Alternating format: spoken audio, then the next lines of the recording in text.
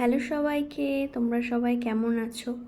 আমার মামার মেয়ে দেখো কুইজ কম্পিটিশানে মেডেল জিতেছে, তো আমাকে ছবি তুলে পাঠিয়েছিল, তো তোমাদের সাথে শেয়ার করলাম। আগের দিন দেখেছো তোমরা, আমি বাড়ি এসেছি, তো মা বানিয়েছে এখানে লুচি আর তরকারি। তারপর আমরা গেছিলাম কল্যাণীতে, মা আর আমি গেছিলাম, আমার এক্সাম ছিল। তারপর ফিরে এসে ওখান থেকে রেস্ট নিয়ে নিলাম, পরদিন সকালে আবার যেতে হবে ডিউটি। তো এখানে ব্রেকফাস্ট করে নিলাম চিকেন দিয়ে।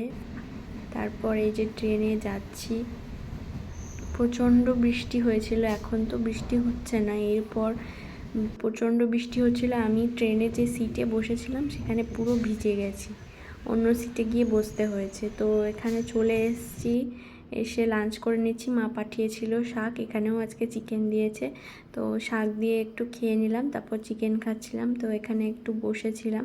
তারপর ডিউটি সারার পর এখানে দেখি কুকুরে কামড়েছে বিকিকে, তো সবাই প্রে করো ওর জন্য।